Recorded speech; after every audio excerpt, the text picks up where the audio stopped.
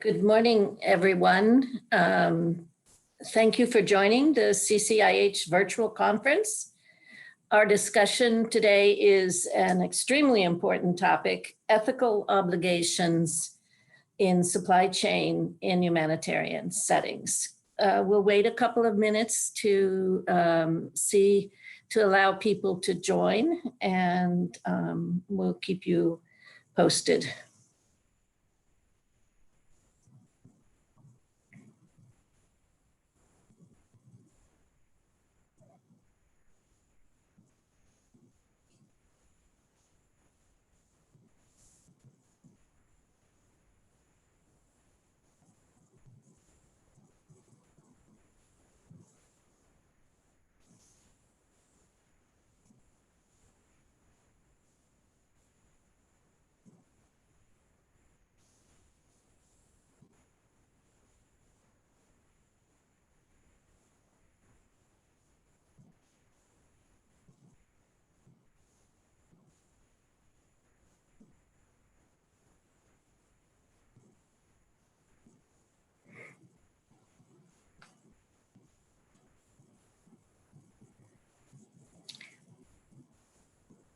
Hello, everyone. We're just waiting another minute or two for a few people to join.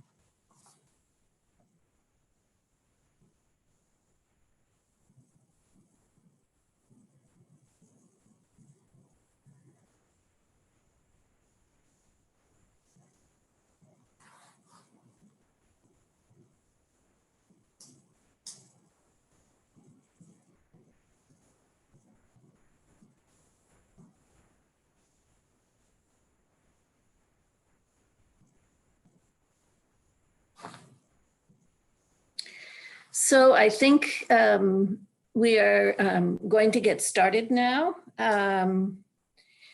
Welcome again to the CCIH conference. I'm Nancy Harris, your moderator. CCIH is an international network of Christian organizations and individuals promoting health and wholeness from a Christian perspective. This week's topic of the conference is sponsored by Health for All Nations, and we're very grateful for them. Just how, there's their sign. Type in your questions in the chat box if you have any questions. If you somehow cannot get into the chat box, you can send your questions to webinar@ccih.org. Okay, we'll be hearing two speakers, and I will introduce the speakers, and then we'll hold questions until after both speakers have finished their presentations. First, let me introduce myself. I'm Nancy Harris. I'm Vice President Emeritus of John Snow Research and Training. And I've also been involved in CCIH from its formative years. And I'm a strong, strong advocate of CCIH. Okay, let me first introduce Dr. Barry Ivey. That's what I'm told how it's supposed to be pronounced. Barry is CEO of Blessings International, a nonprofit pharmaceuticals repackaging and wholesaler. He also served as CEO of a specialty acute hospital, director of pharmacy, and had a private law practice. Barry, I think you have a lot to share with us. Thank you, Nancy. And thank all of you who are joining us this morning. It's a privilege to be able to share some of this information about obligation, supply chain, and just how we kind of work through that. So well, let's go. Next slide, please. These are the objectives for today. I'm not going to go through each one, but these are the objectives. Next slide. So this slide talks about disaster logistics challenges. And what we typically see is whenever there's a disaster or a humanitarian crisis that occurs, it's really common that there can be challenges in the disaster area, certainly for those who are serving on the front lines. And during those times, I think it's important that we all recognize what these challenges are. Certainly, I think a lot of are still thinking about what's been with COVID-19. There's many of you that are on that are probably still working through COVID-19 right in the middle of it. Maybe you're even having a season where the numbers are climbing in your area. But what we see is many of these types things. So I think the first two go together fairly well, determining necessary resources and escalating supply costs. What we see is it's very easy to be right in the midst of a problem and not necessarily be able to recognize what's needed, or recognize what's needed and then not be able to address it. Some of that is because supply costs escalate quickly in these humanitarian issues. If you think about what we've gone through with COVID-19 and the cost of N95 masks, I think that's a great example. Another issue is vetting suppliers. When we have these issues, suppliers want to enter the supply chain quickly. Again, we've seen that with N95 masks, that people who never would have considered carrying an N95 mask are now some of the major suppliers because there's a lot of money to be made. But we want to vet these individuals as they come into the supply chain so that we know that they're credible in what they do. Transportation mode and warehousing, those are certainly big issues that we have to deal with when we're in these crisis areas, because we want to be able to be sure we get the items where they need to be and rapidly are able to distribute them. And part of that is trying to clear bottlenecks. So some of it's bottlenecks with transportation, maybe a port is closed or a entry point of some sort is closed, but also there can be significant bottlenecks with things like contracting and how to process through orders that we're working through. So these are just a few. I'm sure many of you could add to this list and probably have even better examples. But what we recognize is that there's a lot of challenges, but with challenges, there's also opportunities. I think some of the challenges that we recognize, though, with each of these areas certainly can involve ethics. So for the next slide, we're going to talk about just some general ethics considerations. Next, please. What we're going to talk about is what ethics is and what it's not. So ethics is a conception of right and wrong conduct. Now, what's kind of interesting with this, though, is that what may be right for me may not be right for you.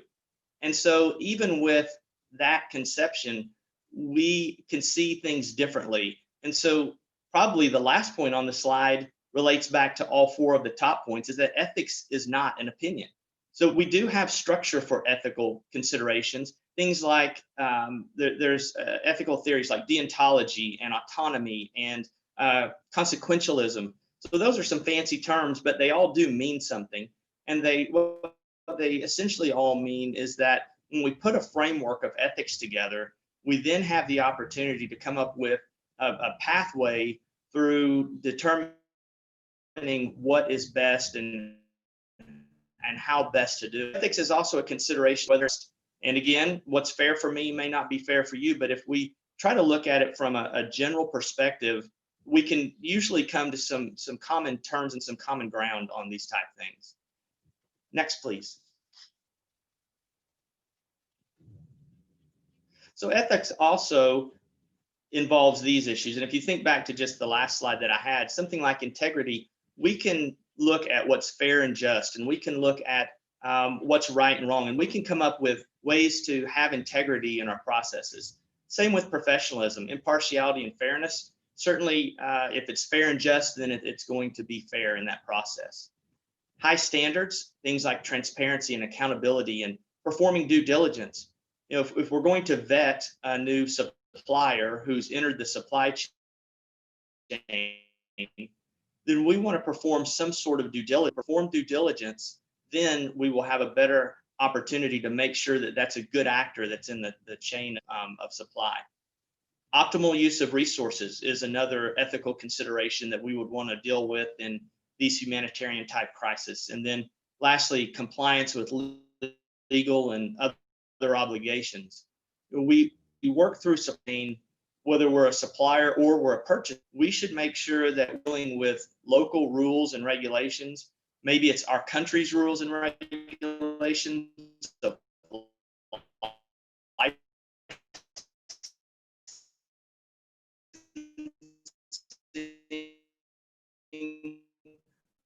or where the products are going. We want a big problem. We're dealing with supply chain, and that certainly opens up some opportunities for ethical considerations. Next. This slide demonstrates the definition of what a counterfeit drug is from the World Health Organization.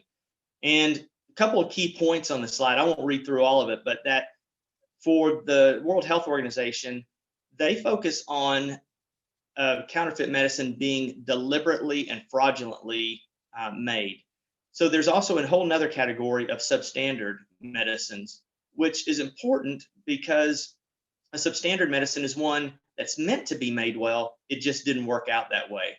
But the reason it's important is that every nation in the world just about has their own definition of what a counterfeit drug is. Some of those countries focus on counterfeit meds to be those that have something that's wrong with the product. Others focus on the packaging, while others could focus on it not being deliberately fraudulent. They would look more at that it's just not made well.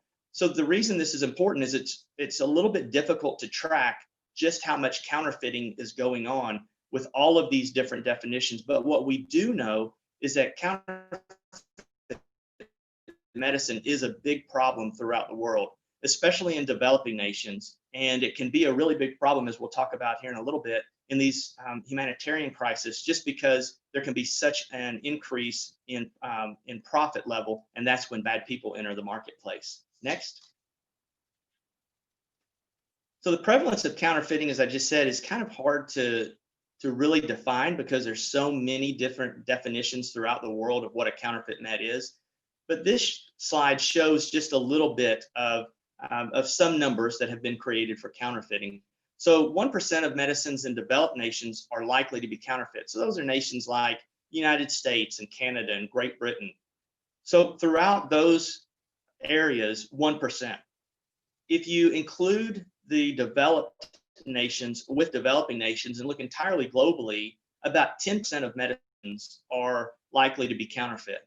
But it's this last number that I think is so staggering, because this is really where a lot of us are working when doing issues with humanitarian crisis or problem situations. And that's at 53% of medicines in developing nations likely to be counterfeit. So if you're in one of those areas, you have less than a 50% chance of getting the correct med. Again, this doesn't even include substandard medicines. This is just looking at counterfeit medicines. So 53% are likely to be counterfeit. Next slide, please. And this is why it's at those levels. You've heard it probably said, follow the money trail. Well, this is a great example of following the money trail. So approximately $40 billion in 2005 was a financial cost of counterfeiting. In 2010, that rose to about $75 billion, which was 15% of the legal pharmaceutical market worldwide. That's a staggering number. But again, this last point is what is really, it startles me every time I talk about this.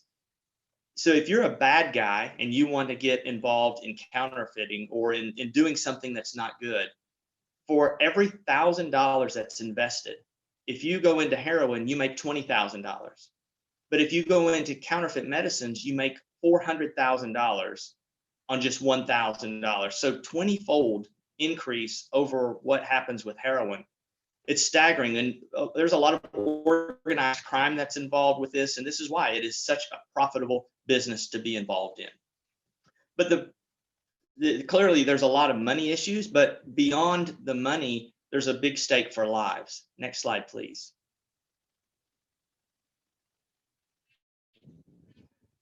"20% of the deaths worldwide from malaria are likely the result of counterfeiting." Again, a very staggering number. 40% of artesunate that was investigated contained no active ingredient. And so when it contains no active ingredient, we would have a very good indication that that's a counterfeit and not a substandard, because a substandard medicine is going to have some level of active ingredient. It's just going to vary throughout the batches that are made at that manufacturer. But when it contains no ingredient, there's a likelihood that it's counterfeit. During a meningitis epidemic in Niger back in 1995, there was an issue with counterfeit meds, and the big issue was these were given by a neighboring country, and they thought that they were good. And so that just shows that a lot of people can be duped. Next slide, please. We've got a couple examples of counterfeiting. I think this is a good one that shows, if you look at this, 4 different medicines that are lined out in this batch of medicines, but they all look the same, but it's that little face behind that's going to get that. Next slide, please. This is another example of a fake. These two are, one is real, one is fake. They look really close to the same thing. The fake is actually the one on the left. If I asked you all, probably 50% would say left, 50% would say the that's on the right in this example. Next slide, please. This is another example of a fake. So again, you all probably 60 to 70% would say it's the one on the left, while 30 to 40 would say it's the one on the right. The real one is on the left, and probably the thing that gives it away is the hologram. But what's interesting is that the holograms are now even being faked. So what's important is when you have 2 comparables, it may be a little bit easier to see, but in the real world, we don't have the comparable. We don't have the real versus the fake. We really just get one shot at what's right and what's not. Next slide, please. With supply chain opportunities, we have a few different things that I think are important that we look through as we're working through these. One is to develop supply chain models to minimize counterfeiting.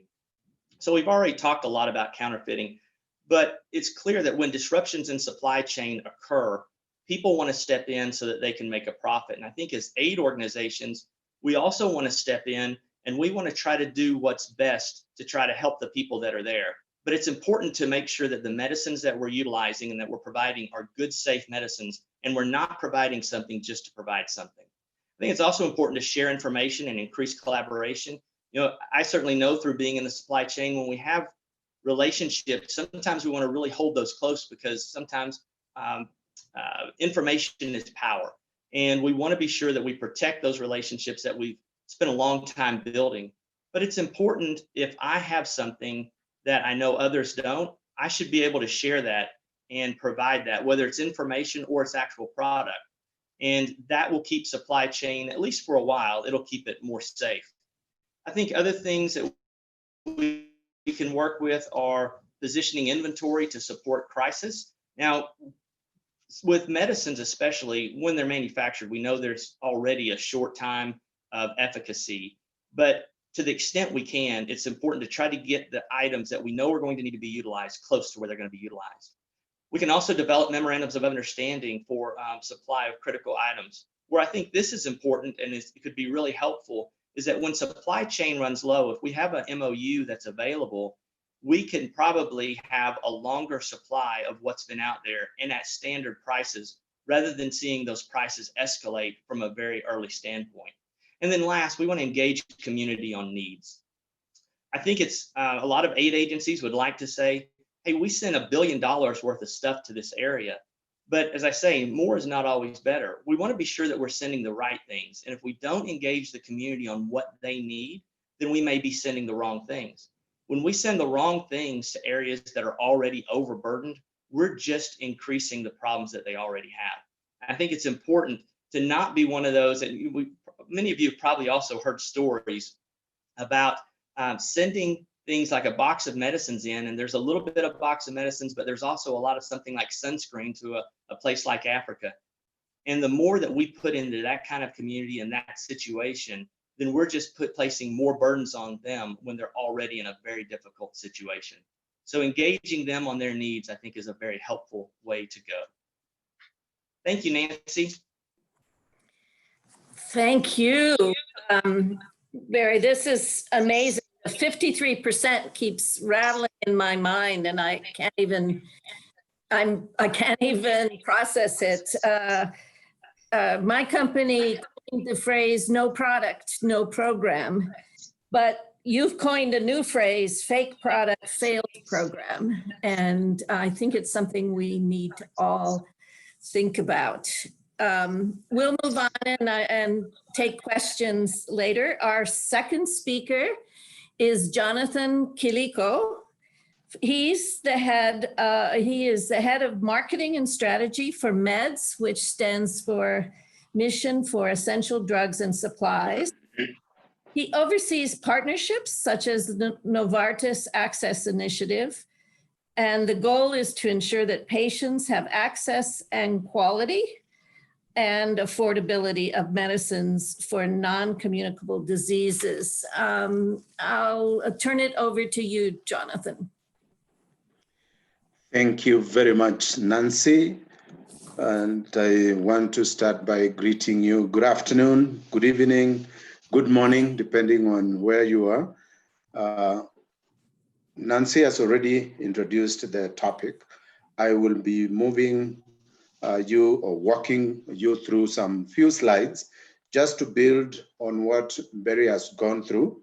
And here we're talking of ethical obligations in purchasing and distribution of equipment and supplies. Then at the tail end, we will have some session to receive your questions, your comments, and some feedback. Next, please. Next. Yes, now, Mission for Essential Drugs, or MEDS, is a faith-based, not-for-profit organization with three main functions. It was started in 1986 to ensure that there is steady supply of essential products and technologies. Also, lately, we also have a WHO pre-qualified quality control lab, which sits under quality assurance services. We have health advisory services, and that is dealing with building capacity of health workers. Next, please.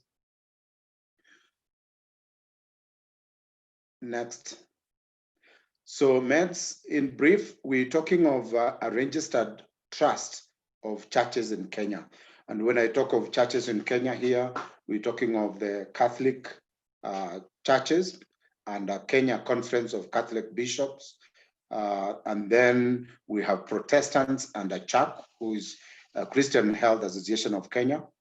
Being a not-for-profit making organization, we serve as an organization more than 40% of the population within the country, 34 years of experience in supply chain, health advisory services, and quality assurance services. We do a complementary role to the public sector, that is the government, where we supply more than 2,000 corporate clients in terms of those products that we stock. MEDS is ISO certified. We also have a quality control lab, which is WHO pre-qualified. We are GG ECO recognized as a humanitarian procurement center and US OFDA pre-qualified distributor. Next. Allow me to share something about purchasing and distribution in Kenya.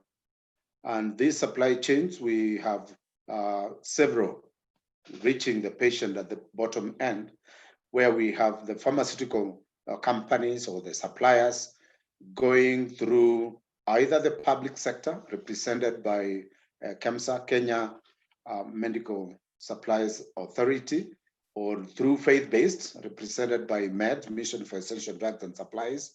And then we have the private or the NGO sector. So these are the three main supply channels within the country. But we also have the manufacturers and suppliers going direct to the health facilities. And these facilities are either public, faith-based, or charitable organization, or private for profit. And again, all the patients access those commodities. So as you can see on the diagram there, we have lines crossing each other, meaning meds will be supplying public, for example, faith-based, and also charitable organization, and a few private who have programs because of the partnership we have with various manufacturers. And at the same time, you see some manufacturers going direct to the health facilities. Next, please. So when we're talking of the ethical obligations in supply chain, we're actually looking at what are those contributing factors which bring out unethical practices within the pharmaceutical supply chain. And one of them is greed and unfair competition. That some of the people within this supply chain, their motivation is to make profits. They are looking at the bottom line. They want to make supernormal profits, and they also want to go with price undercutting. That is now where competition, which is unfair, comes in. You are also competing with a substandard product or counterfeit, like Barry has already shared with us. There is also the high street value of this product. Again, very good illustration from the previous presentation, comparing these pharmaceutical products with drugs, the hard drugs, heroin and the like. And then we have preferential treatment or favoritism. For example, in Kenya, we have the public being served by KEMSA. KEMSA is again the supply chain within the government, and there is also an act enforcing that. And that gives a monopolistic practice where there is no competition, and therefore people can do whatever it is they wish to do. And it sets in number 4, which is corruption and fraud, people wanting kickbacks, people looking out for business gifts, having stakes in some transaction. And then again, that boils down to unprofessionalism, where there is unfair and disregard of policies and procedures. In our country, we have so many cases of corruption because you didn't do what was expected of you. Next, please.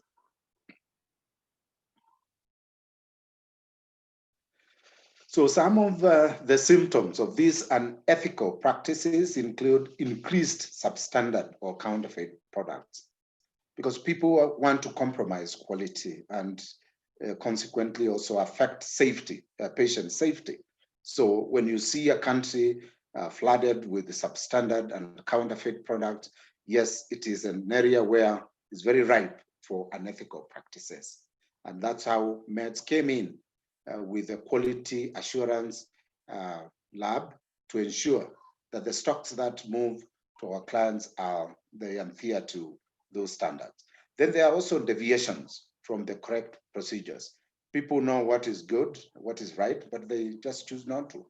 So a lot of poor record keeping, sometimes missing files, and all those kind of practices. There is overcharging customers during emergencies.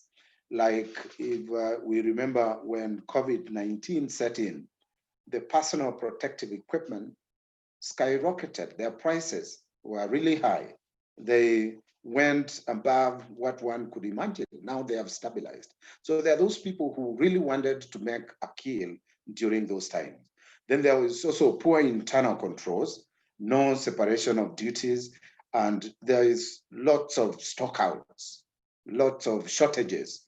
While like during this time of emergencies, I would say, we have border lockdowns and also in-country roadblocks, making it very hard for procurement and also distribution of supplies and equipment. Very difficult indeed. Yes, next. So it is important to note the following, that everyone has a role in ensuring ethical supply chain prevails always. We all have a duty. We all need to serve the people we serve. And we cannot say it is this party or the other one. Number 2, successful organization, they focus on satisfying all their stakeholders. And this includes employees, the customers themselves, the suppliers, the investors, communities, government, and public interest. So once we balance that, you find that there is very minimal filtration of unethical practices. Also, ethical contact in supply chain improves business performance. Next, please. It is important to note that disasters like humanitarian emergencies have been on the increase. We all know the COVID, Ebola, and other global diseases, and even some earthquakes and such like things. So it's also good to ensure that purchasing and distribution policies and systems adhere to lay down guidelines on procurement and distribution. We have WHO, which has got standards and guidelines.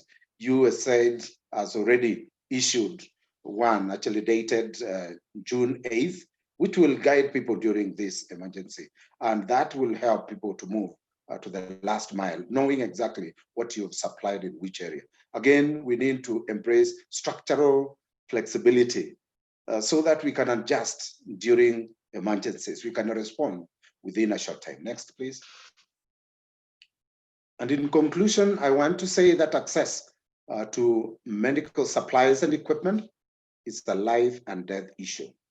It's not something that we have really to come out and encourage our those who are the players within the sector to really make money out of a situation that would mean death or somebody leaves. Again, we need to maintain healthy supplier-consumer relationship, like partnership, win-win arrangements where reputation and compliance of statutes and regulations are adhered to. Again, ethical issues involve several other layers, like we've said, and traders. And then finally, it is the consumer whom we are dealing with. So if we can look at ethical issues as like, what is right for me to the patient, regardless of where you are playing, then that would mean we have an ethical supply chain need. And lastly, I need to say that we need to have continuous capacity building for procurement and logistics staff. Thank you, and God bless you. Thank you. Another very, very important and powerful presentation. I think that the point that it's a life and death situation, and you know that we may not be winning over the forces of greed came out very clearly. And I think we have a couple of questions, and then I have a couple of questions too. So for Barry, from Lisa Firth from Salvation Army World Services, she asked about, she said, when compiling data on fake medicines, did you study the authors, or did the study authors identify the source, whether established versus roadside vendor, influence the likelihood that a drug was going to be fake? Oh, that's a great question, Lisa. So my recollection of that study was that they were looking at basically all users. The study didn't parse out this amount was found in a hospital or pharmacy, while this other amount was from roadside vendors. So it was really looking at what's available in the community overall and what's the counterfeit percentage overall in those areas. But it's a great question, because I know, for instance, when I've been to Haiti, you do see those roadside vendors, and there is little controls over what they have. It could be good, could be bad. There's just really no way to know. And it would be really nice to know what that difference is, but that's my recollection was that wasn't something that was really looked at. Good. Okay, we have a question from Morse Code Medical based in Seattle, Washington. How do we balance the needs of ensuring that we have high quality medications, this is for both of you, for patients, with the long-term benefits of local manufacturing for supply chain stability, job creation, and so forth? And when it comes to positioning inventory to support crises, how do we do that with limited resources when the needs differ based on the type of crises? This is for both of you. Maybe you can each take a crack at it. Oh, let Jonathan, me go I'll let you first, go first. before. Yeah, let me go first. The issue of balancing between quality and long-term goals of manufacturers and other supply chain players. It's a tough one. And I think that is also the basis of our ethical consideration. What we are asking ourselves is, when you look at the long-term goals and plans of your organization, you want to make a profit, yes, but is it going to be at the expense of the very poor person or patient who cannot afford and they miss out in terms of getting medication? So that balancing act is where our talk is all about, where we talk of high quality to mean, let it be a drug, let it be a medicine, let me be a commodity that is going to have efficacy, is going to play the role, which as a manufacturer, you're saying this particular medicine is going to do 1, 2, 3, 4, 5 things. And that's why, as a supply chain, meds came in to ensure and assure all the patients that the products that go through our hands, we ascertain that the standards, the quality that is now prescribed is adhered to. So it's a question of each one playing their role, make a return, make a profit, which is going to make you remain in business, but not to make supernormal profits at the expense of the poor patient. Thank you. Thank you. And I think Jonathan, in his talk, I really liked what he said, you serve who you serve.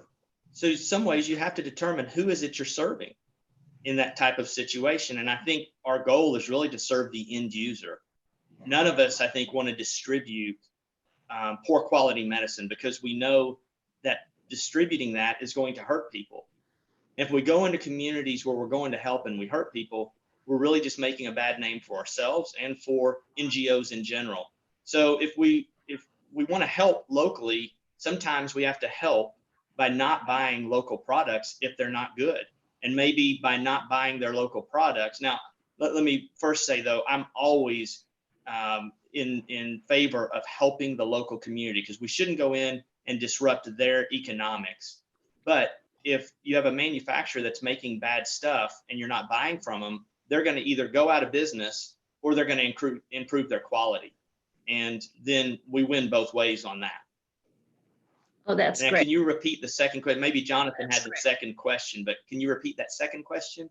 When it comes to positioning inventory to support crisis, how do you make the determination with limited resources when needs differ based on the type of crisis? I think that's sort of two questions.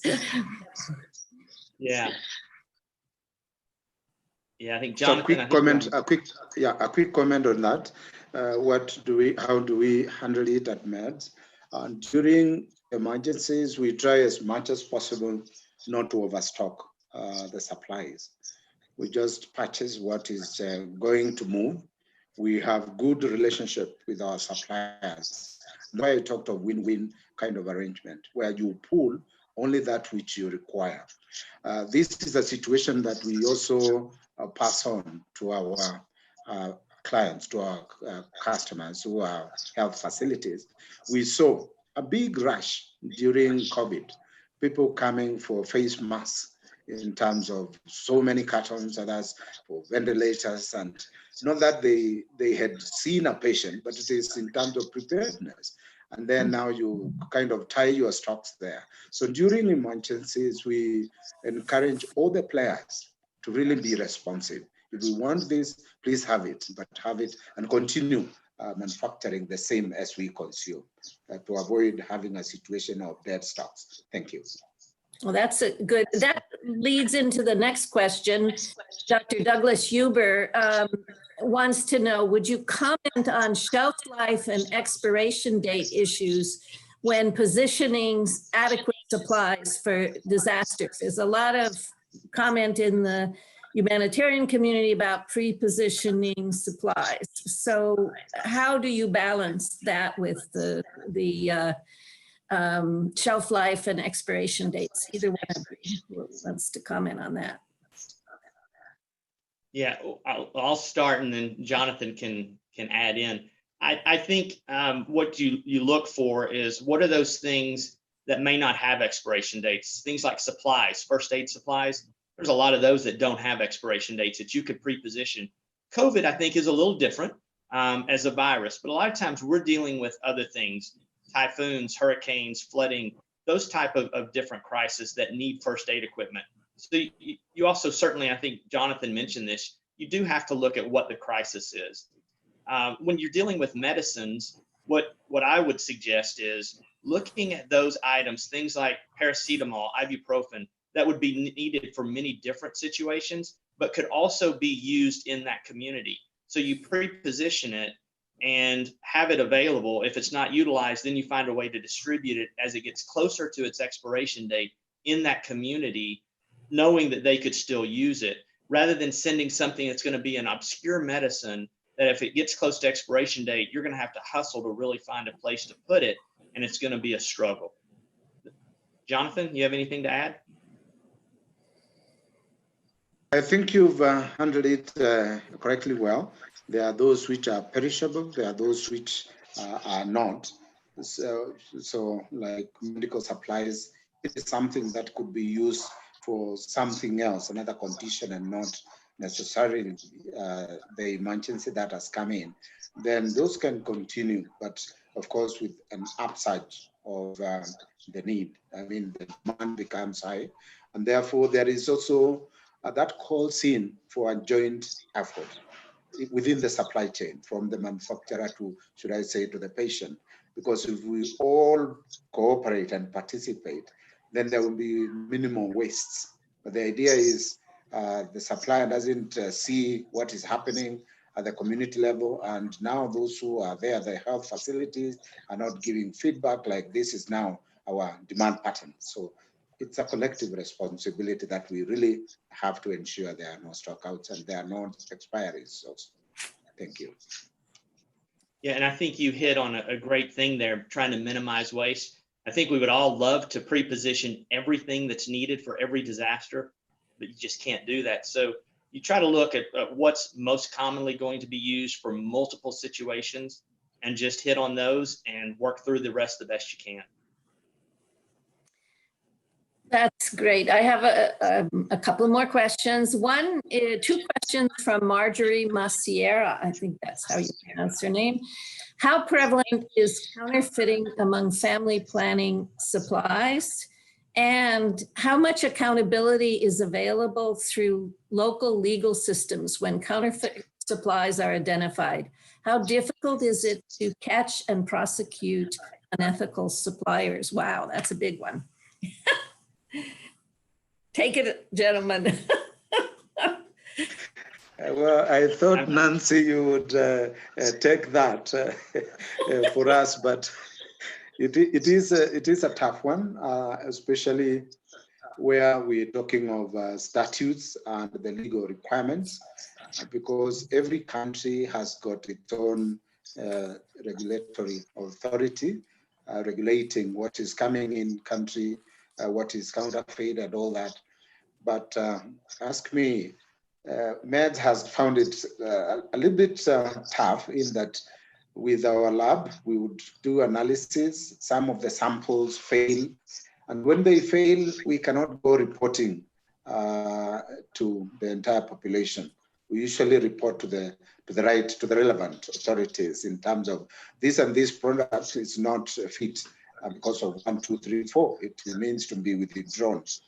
But the ministry or the government may take a lot of time before they do that, and because of this pharmacovigilance and all those alerts that come by. So what we can do is just to do the little that we can to protect the patient by also reporting and raising flags in this. For us, those suppliers or manufacturers who become unethical, not adhering to the laid down requirements, we kind of blacklist them. We stop buying from them, and that also send a message, a strong message to them. And we've seen some of the manufacturers improving, especially those who are based within Africa and they want to do shortcuts here and there. Then we've been quite tough on them. But it's only one organization. I mean, there's so many countries within the continent. Thank you. Barry? Well, unfortunately, I think my connection cut out a little bit, so I didn't get to hear the whole question. Okay, the question is, the first question is there counterfeiting of family planning supplies? And the second question is, how much accountability is available through local legal systems when counterfeit supplies are identified? How difficult it is to catch and prosecute unethical suppliers?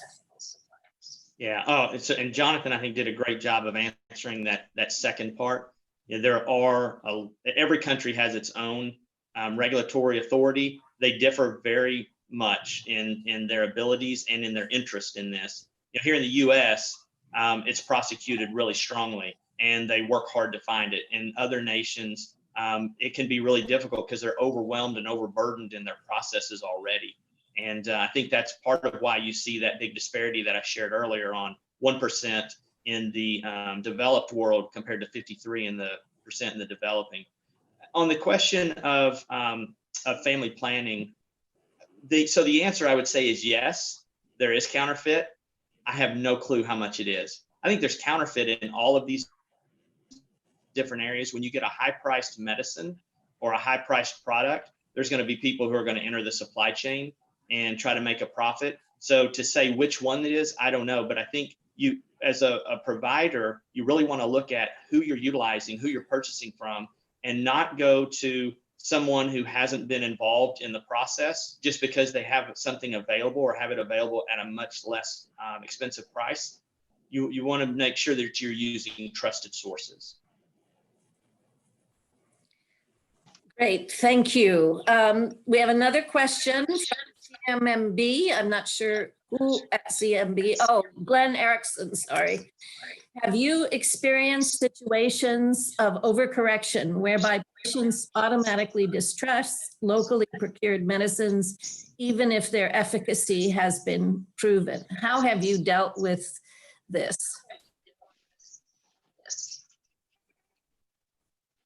Yeah, I would say that certainly probably happens. I think there's at times some bias. I know from the work we do, we hear a lot of local in-country reports that the people there like U.S. product because they know that it's going to be good. And so I think from that situation, there would be some overcorrection, which I think goes back to, as NGOs, we need to work to try to support the local economy to the extent we can and try to help any way we can in promoting good quality, safe medicine being manufactured in those areas so that we minimize and don't have those overcorrections.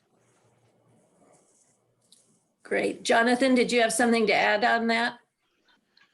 Well, just to mention that a lot revolves around education to our population, because most of them, yes, the distrust of locally procured medicines, even when they have efficacy, has been a prevailing thing within this part of the world. Most of them feeling like generics, for example, they are of low quality, they are substandard, yet those are the best for people who are not exposed to so much of the medicine, especially those in the rural areas, deep in the rural areas. That is where affordability comes in.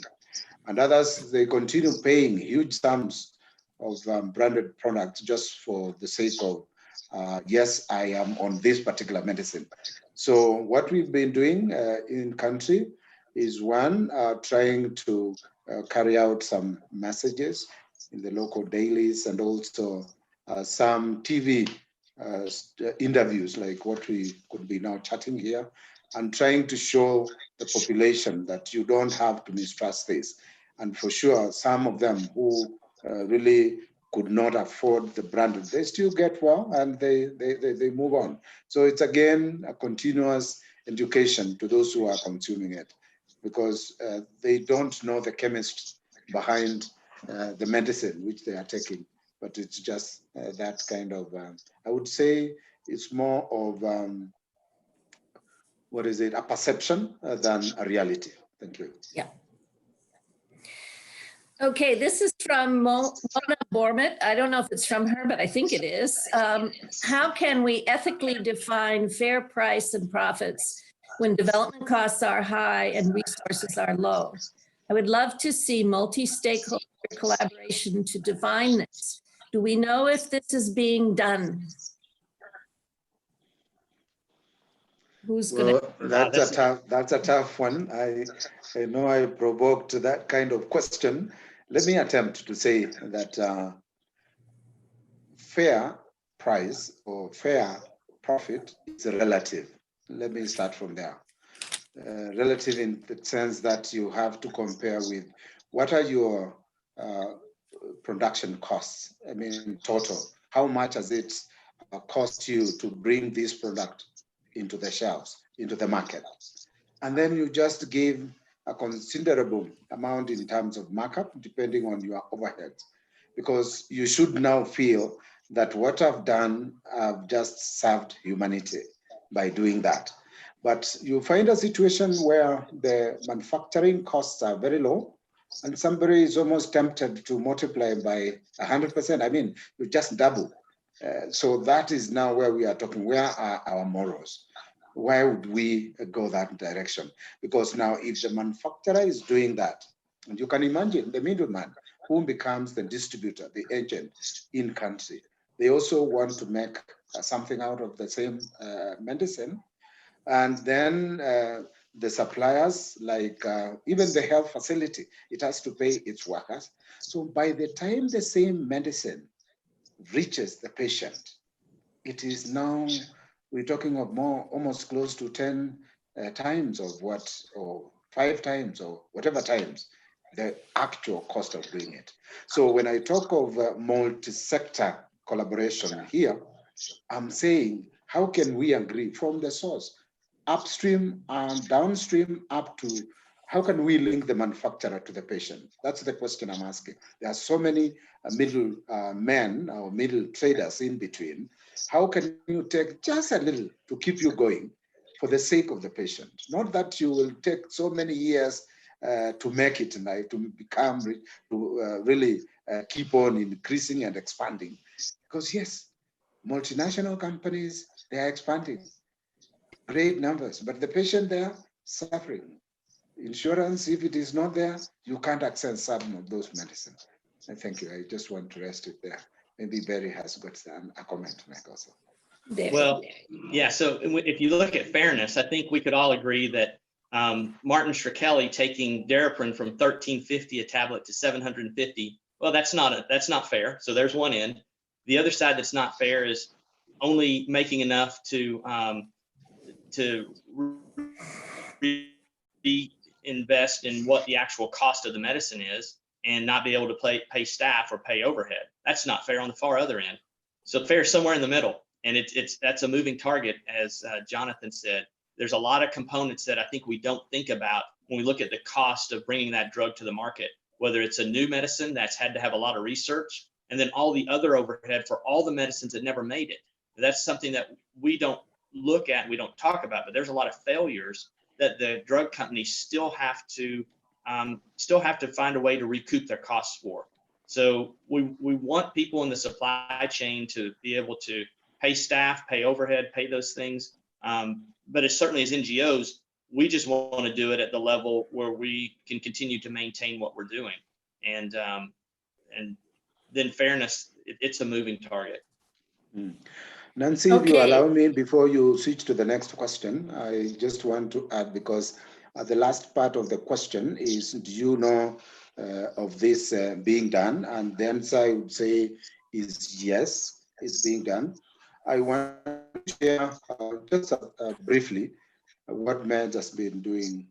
MEDS has gone into partnership with multinational companies like Novartis, we have Novartis Access, like AstraZeneca, and all these is to GSK, Merck Pharmaceuticals, and BI, so many multinational companies. And what we have brought on table is that we want to benefit the patient.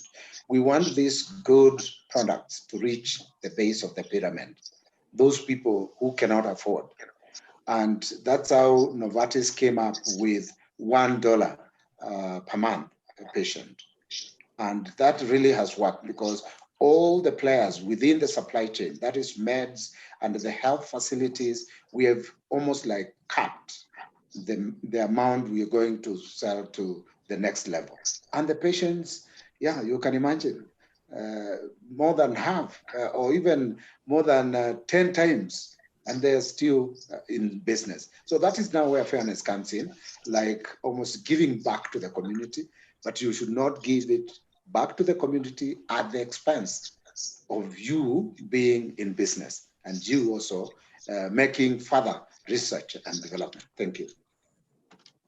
Barry, did you have one more comment? And then I'll ask you each to close, and then I'll leave my closing question, which we don't have time to deal with. But go ahead, Barry. Did you have something you wanted to say? No, okay. No, I'm good. Well, we have only a couple of minutes, and here's my question. What should CCIH, as a group of Christian organizations with a big platform, be doing on this extremely important topic? And what more should CCIH be done? So just 1 minute each, and then we'll think about it, and maybe in the online chat, you can expand on that. Barry? Yeah, so I think that CCIH is a great organization, has a tremendous reach, just as we're experiencing this morning, so many different nations that are being involved in this morning's discussion. So there's some real opportunity for education, for information, and I think CCIH being involved and trying to be a leader in encouraging good, safe medicines throughout the world is a tremendous opportunity.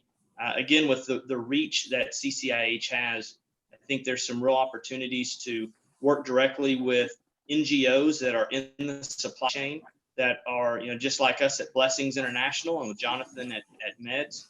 There's some good-sized organizations in CCIH that are in the middle of supply chain, and the more that CCIH can pull those of us together to collaborate and work together, and then pull in other NGOs that can have confidence that the medicines that they're getting and that they're distributing are good quality, safe medicines, I think that helps. And then to the extent that we as NGOs can work regionally or nationally with other providers to encourage them to increase their abilities in good quality, safe manufacturing, I think that's another great opportunity. Terrific. Jonathan? Well, Barry has really said quite a lot. Mine would be CCIH is a good network. It's a good platform for all the Christian organizations who are playing in this space of health and service delivery. So mine is with faith, with hope. We should all put our hands together and try to ask ourselves this one basic question. What is our role as suppliers, as manufacturers, as players, and even members of this network? What is our role in ensuring that there is a common good? Because we all have to be accountable to our master. So we need to be servant leaders, and whatever we do, let us do to edify he who has given us this responsibility. Thank you, and God bless. Thank you. Thank you. And by the way, a correction, the last question was Morse code medical, not Mona personally. Okay, I think it's now time to close in prayer. Heavenly Father, we thank you for the insights and the work that Barry and Jonathan and their organizations are doing.